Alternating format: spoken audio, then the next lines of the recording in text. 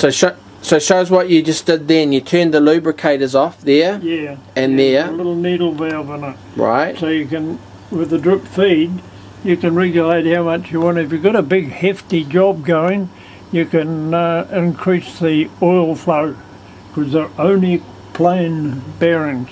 Plain bearings, yeah. Now that bugger's got roller bearings in it. Right. Which lasts a hell of a lot longer. Okay. That's fascinating. And that's it. It's turned off. Yep. Oh well, thank you very much for showing us how you were able to do a job on this. That's all right. So I very much appreciate that. And I haven't seen Ted do a job on his Myford yet. right. Oh well, maybe he might let me video him and on his next job. But You never know. it's very interesting for the punters out there. The one thing that pissed me off, Yeah. notice the missing knob? Yes, there is one missing. Yeah. Yeah, the one that came off, the threads come out of the inside of it. So what they got to do is put in the thread jaw, bore it out and put a metal sleeve in it with the correct thread on it to match that. And all the threads on this are all pommy threads, no metric or American. Good stuff that I know, because I've been dealing with it ever since I been old enough to look after nuts and bolts. So, just give us a time frame on that. So, how long have you had this lathe here for? Where did this lathe come from? I was working at Wanganui Locomotive Depot in Taupo Key, and I bought it when I was working there.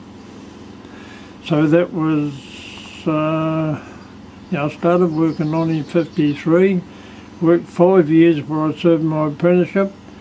Then I went to the railway, so it would have been about 61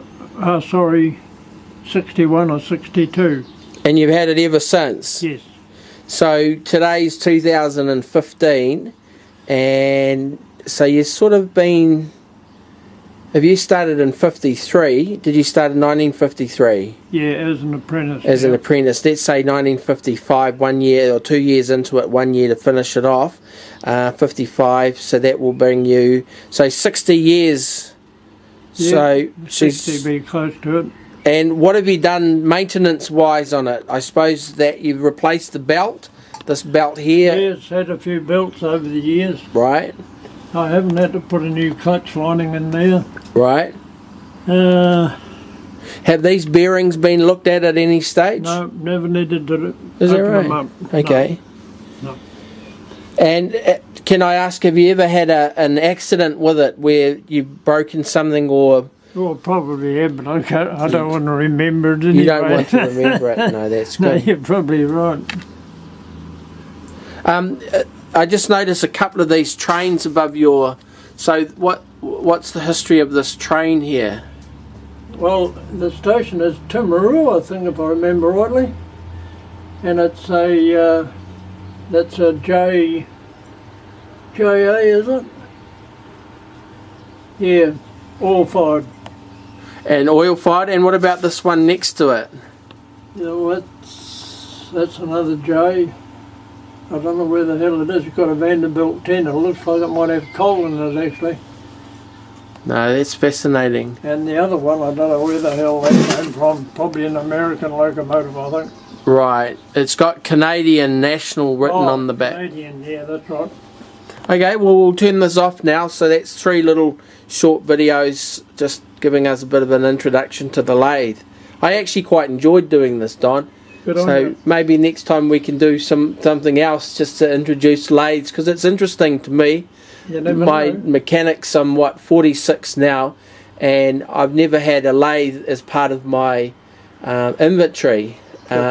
So for me, when I watch you and Ted do it, I'm more like Robin, a hammer and a cold chisel. That's the limit of my... Yeah, Robin tends to be a bit on the rough side, actually. Well, anyway, but my point is to watch you guys with these lathes being able to make things and stuff. So this video is really just to show what happens in a shed when someone's got a lathe. So Gotcha. thanks very much for that.